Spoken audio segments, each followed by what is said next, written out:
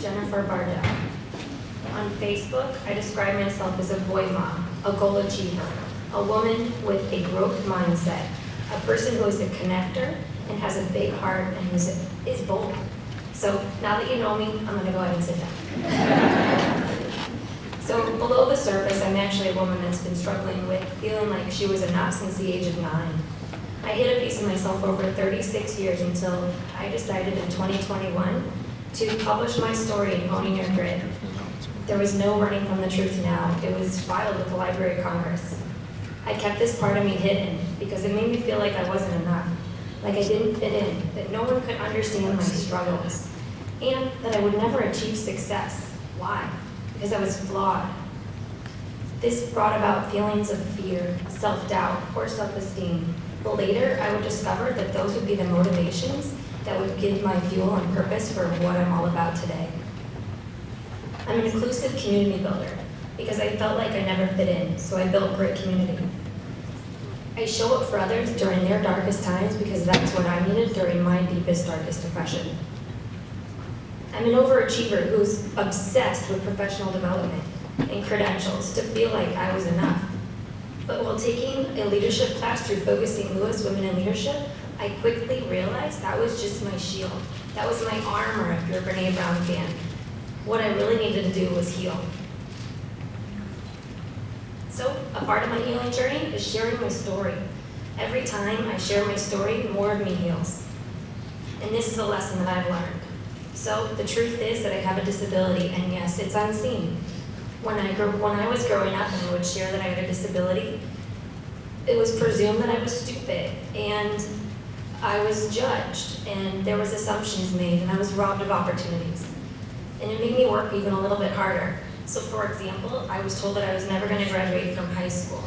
I had a graduate assistantship pulled because I had poor spelling in my handwritten case notes.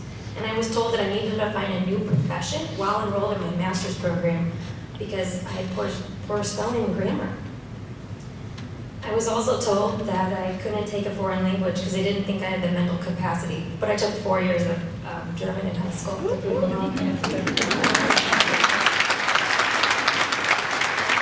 So let's just say I despise educators because they didn't show me respect, so I didn't respect them. This trauma was a lot of fear around my disability, so I chose not to share what happened, and I chose to hide it. If I didn't talk about it, it didn't exist, even though the struggles were very much real. As a friend of mine described, a neurodivergent brain is like always taking the scenic route, or a non-divergent brain is like always being on the highway. So it takes me a little bit longer, but I'm a natural problem solver. At 9 years old is when I started to feel as though I was flawed, because I wasn't like other 9-year-olds. So I ask you today, what was it like for you in the 3rd grade and when you were 9 years old? Were you playing on a playground? Were you laughing, hopscotch with friends? Were you enjoying just life in general? Well, that was not my 3rd grade year. I called that year my Great Awakening, because in the 3rd grade is when I had an imaginary sticker plastered on my face telling everybody that I wasn't enough because I was diagnosed with a disability that I didn't ask for, didn't want, and wasn't prepared to deal with for the rest of my life. My disability made me feel so insecure. As an adult, reading back to my case notes from 1993, it states, Jennifer presents well, but she won't tell her friends or her teacher that she has a disability, even though deep down I knew my teachers knew. If you have ever seen the show Rudolph the Red-Nosed Reindeer, I felt like I was a misfit toy on Misfit Island. I didn't want to be treated any differently. I denied all accommodations, extra test time, anything. I felt shame. A little bit longer, but I'm a natural problem solver. At 9 years old is when I started to feel as though I was flawed, because I wasn't like other 9-year-olds. So I ask you today, what was it like for you in the 3rd grade and when you were 9 years old? Were you playing on a playground? Were you laughing, hopscotch with friends? Were you enjoying just life in general? Well, that was not my 3rd grade year.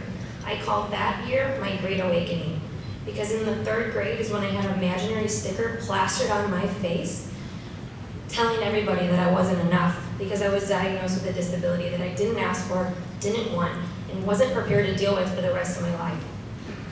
My disability made me feel so insecure. As an adult, reading back to my case notes from 1993, it states, Jennifer presents well, but she won't tell her friends or her teacher that she has a disability, even though deep down I knew my teachers knew. So, if you have ever seen the show Rudolph the Red-Nosed Reindeer, I felt like I was a misfit toy on a misfit island. I didn't want to be treated any differently. I denied all accommodations, extra test time, anything. I felt shameful that I had this disability that made me different because it brought feelings of hopelessness. At 9 years old, I was so ashamed that this gift would teach me to be fearless, to be resilient, to develop a thick skin and understand how to embrace challenges. For 27 years, I would hide this feeling of feeling like a liability. I would choose to not acknowledge my disability. If it didn't exist and I didn't talk about it, it wasn't real. At 9 years old, I lost my great-grandma, my grandfather. I had my first realization that life can end at any age, as I nearly died at Six Flags as I fell onto the bridge that tours the theme park with a 50-foot drop-off below. Yeah. This was a story that wasn't talked about in my family because it brought my parents nightmares seeing their oldest daughter nearly die. Maybe this is where I got that notion, if I don't talk about it, it doesn't exist. This was the same year that I'd be seen as an object. A nine-year-old boy in my third grade classroom told me that he could see through my clothes. See through my clothes? How could a 9-year-old have X-ray vision? How could he make me feel so powerless? But what finally shattered me and brought me to my knees is when I was diagnosed with a learning disability. I mean, sure, I couldn't read, and I wasn't comprehending very much, and I was falling behind in school, but a learning disability? Why were all of these struggles happening to me? A heavy year for a 9-year-old. I often look back to that young girl and wish I could give her a hug and remind her that everything's going to be okay. And listen to your favorite song, Don't Worry, Be Happy.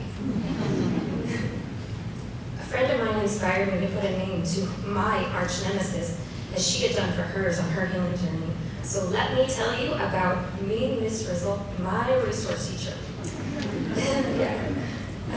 Me, Miss Frizzle. So she had big curly hair, like the nice Miss Frizzle from Magic School Bus. But this woman was not nice at all. She was cruel, unempathetic, and just plain rude. And I don't even know if she had a passion for teaching. Me, Miss Frizzle told my mom that I was never going to graduate from high school and I was going to be dependent upon government disability. How dare me, Miss Frizzle, play fortune teller with my life? That woman's judgment would essentially be the fuel and the motivation to prove her wrong. Me, Miss Frizzle, was not a good fortune teller at all. In fact, she didn't know who I was below the surface. Turns out, I'm really stubborn, and I have parents with a really strong backbone. Not to say that obstacles didn't derail me along my journey, because there were lots, but I always chose to push ahead.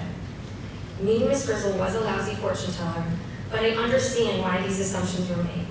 Generally, by the 3rd grade, if you're unable to read, you're more likely to end up incarcerated or on government disability. So it makes sense. But this girl wasn't one of those statistics. I encourage you to never allow anyone to play fortune teller with your life because only you know who you are below the surface. My parents never listened to me, Miss Frizzle, either. My parents would say, Jen, going to college is not an option. You're going. Did you give it your all? Then that's all that matters. They would take me to private tutoring, and they would challenge my capabilities. They would have my IQ tested to prove that I was not dumb. I was actually above average IQ. My mom put herself through night class and was a top performer in the car industry and a male-dominated F&I producer. She's a legend. And my dad is a hardworking bricklayer, and he worked all temperatures and weather conditions. They taught me how to have grit. So, let's just say I wasn't an easy child, okay?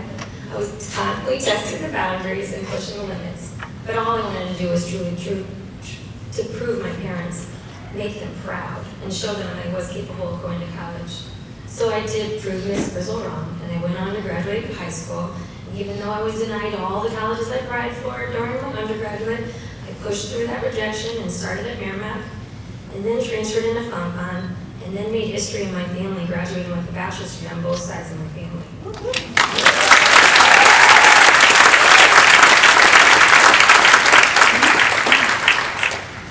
I went on to get 2 master's degrees and actually graduate a semester early on Dean's List with only $15,000 worth of student debt.